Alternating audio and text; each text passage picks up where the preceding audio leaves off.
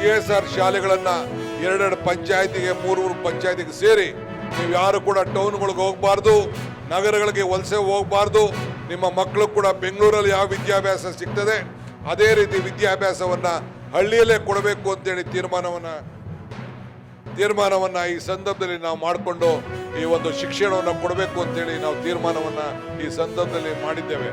ಇಂಥ ಒಂದು ಎಲ್ಲ ರಂಗದಲ್ಲೂ ಕೂಡ ಈ ಸರ್ಕಾರ ನಿಮ್ಮ ಬಗ್ಗೆ ವ್ಯಾಪಕವಾಗಿ ಚಿಂತೆಯನ್ನ ಮಾಡ್ಕೊಂಡು ಬರ್ತಾ ಇದೆ. ನಮ್ಮ ಸರ್ಕಾರ ಇವತ್ತು ಏನು ನಾವು ಗ್ಯಾರಂಟಿಗಳು ಕೊಟ್ಟಿದ್ದೇವೆ, ನುಡಿದಂತೆ ಏನು ನಡೆದಿದ್ದೇವೆ, ಅದು ಬಹುಶಃ ಈ ದೇಶದಲ್ಲಿ ಯಾವ ಸರ್ಕಾರ ಕೂಡ ಯಾವ ಪಕ್ಷ ಕೂಡ ಮಾಡಲಿಕ್ಕೆ ಸಾಧ್ಯ ಇಲ್ಲ. ಆ ರೀತಿ ನಮ್ಮ ಕಾರ್ಯಕ್ರಮಗಳನ್ನು ರೂಪಿಸ್ಕೊಂಡು ನಾವು ಬರ್ತಾ ಇದ್ದೇವೆ.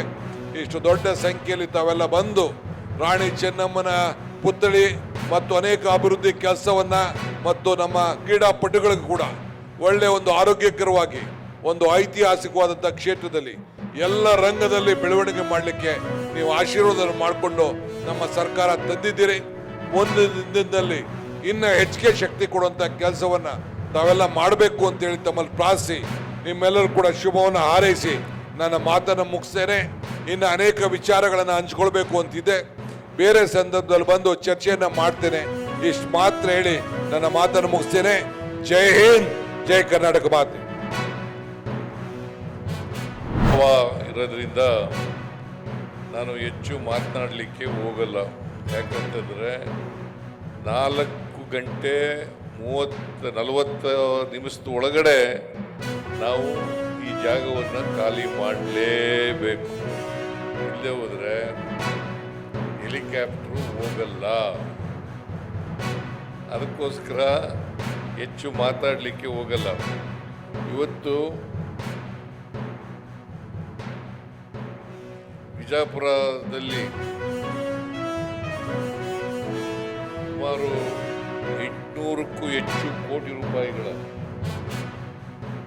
ಅಭಿವೃದ್ಧಿ ಕಾರ್ಯಕ್ರಮಗಳಿಗೆ ಚಾಲನೆಯನ್ನು ಕೊಟ್ಟಿದ್ದೇವೆ. ಅವುಗಳಲ್ಲಿ 82 ಕೋಟಿ ರೂಪಾಯಿಗಳ ಉದ್ಘಾಟನೆ, 730 ಕೋಟಿಗೂ ಹೆಚ್ಚು ರೂಪಾಯಿಗಳ ಶಂಕುಸ್ಥಾಪನೆ ಕಾರ್ಯಕ್ರಮವನ್ನು ಮಾಡಿದ್ದೇವೆ. ಅದರಲ್ಲಿ ಮುಖ್ಯವಾದವು